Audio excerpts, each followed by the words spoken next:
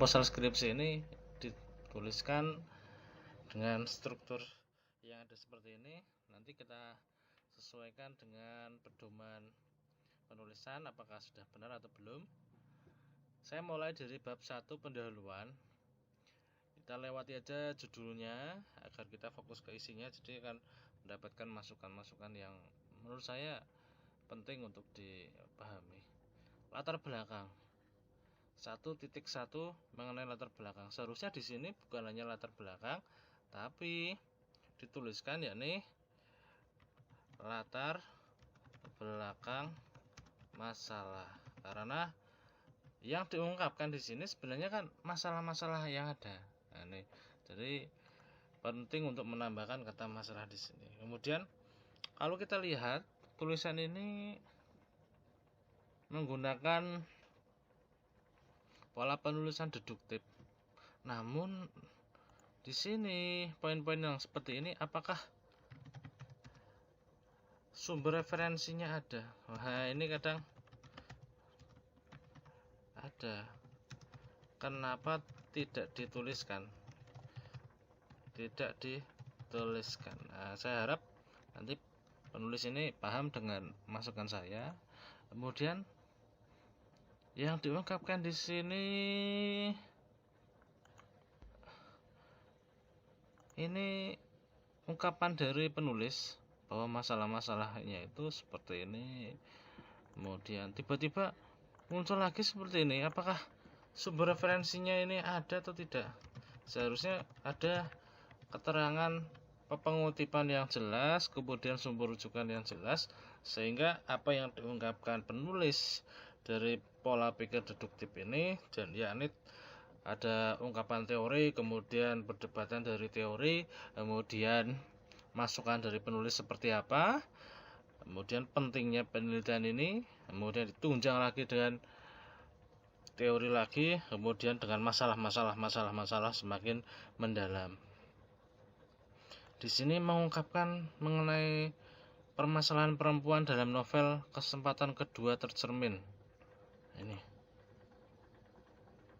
eksistensi perempuan juga diungkapkan.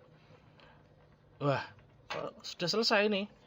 Banyak sekali yang belum ada di sini.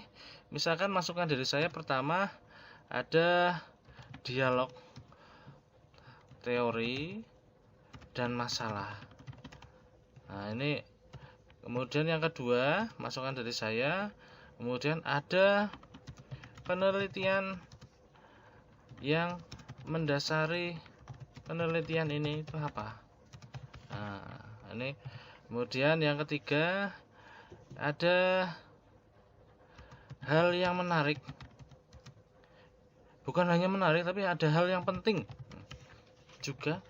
Kenapa penelitian ini dilakukan? Kenapa penelitian ini dilakukan? Ini harus ada di sini. Nah, saya belum melihat masalah-masalah yang ada di sini. Kenapa novel ini mau dikaji? Apa itu dengan ada apa dengan novel itu? Siapa pengarangnya? Diungkapkan juga kenapa Anda mengkaji mengenai novel ini masih belum muncul di sini. Nah, harapan saya nanti Anda bisa memahami masukan saya, kemudian bisa melengkapi latar belakang masalah. Kemudian kita masuk di 1.2 rumusan masalah. Di sini yang akan dikaji sepertinya ada bentuk, struktur, dan cara pandang.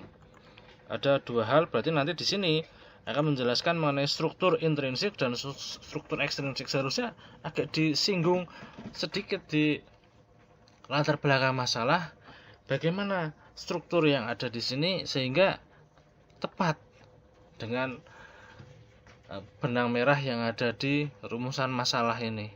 Nah, ini masih belum ada.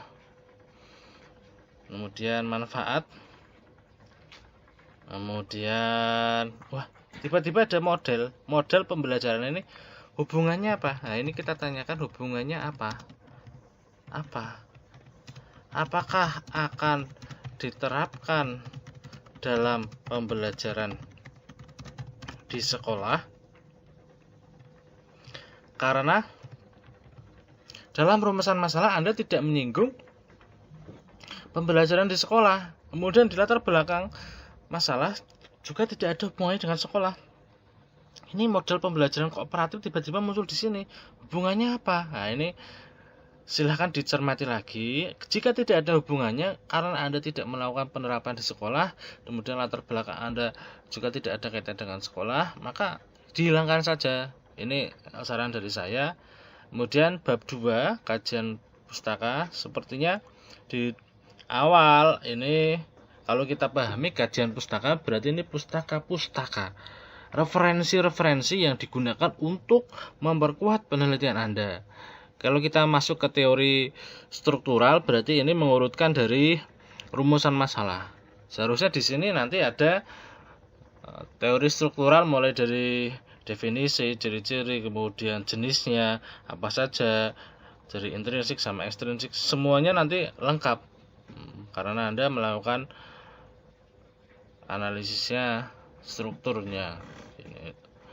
Tapi di sini setiap paragraf belum ada sumber referensinya. Kita tuliskan di sini saja setiap paragraf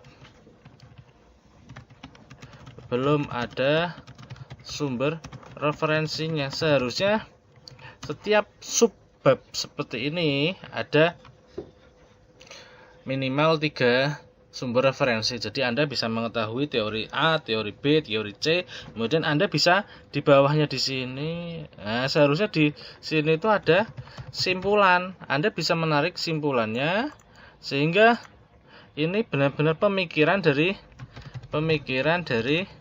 penulis. Nah, dituliskan di sini. Sebenarnya peran Anda ini mengumpulkan teori-teori yang penting nanti akan digunakan untuk penelitian ini.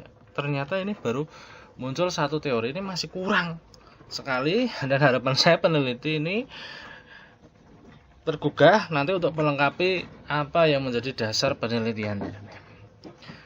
Masukan dari saya berarti di sini nanti ada teori struktur, kemudian ada teori feminisme, baru dua paragraf ini ya. Perlu ditambah lagi agar penelitian Anda ini lengkap. Nah, ini juga penelitian yang relevan minimal 4-5, ini kan banyak, bisa ditemukan di jurnal-jurnal. Tambahkan, kita tuliskan di sini, tambahkan dari jurnal, skripsi, dan kalau Anda luas ada tesisnya juga ini. Nah, ini 5 lah, jadi nanti Anda bisa memberikan persamaan dan perbedaan dengan penelitian Anda untuk masing-masing penelitian yang sudah ada. Kerangka berpikir ya, ini pakai P ini seharusnya. Ini baru deskripsinya, kerangka ya kerangkanya. Bagaimana Anda menuliskan proposal ini dengan membuat kerangkanya, tempat dan waktu. Saya rasa Anda ini fokus kajiannya kan pada kajian pustaka. Jadi Anda ini melakukan penelitian pustaka. Jadi tidak ada di rumah peneliti ini, nggak ada hubungannya. Kemudian rancangan Anda penelitian kan menggunakan pendekatan kualitatif misalkan. Nah, ini seharusnya ada di sini. Populasi dan sampel, ini sampel ya. Ini juga tidak ada karena Anda ini kajian pustaka di novel. Pengumpulan data, ini pengumpulan Anda bagaimana? Anda tahu bahwa datanya Anda ini misalkan ada data primer, ada data sekunder, itu kan sudah macam-macamnya di atas. Kemudian cara Anda mengumpulkan data ini seperti apa? Apakah dokumentasi atau wawancara atau apa? Ini masih belum ada. Kemudian daftar pustaka sudah lumayan lengkap ini, tapi tolong nanti dilengkapi dengan penelitian-penelitian yang dari jurnal internasional, kemudian dari skripsi, dari tesis sudah melengkapi. Itu saran dari saya. Semoga Anda bisa memahami masukan dari saya. Sampai jumpa di channel Arketipum 18 selanjutnya.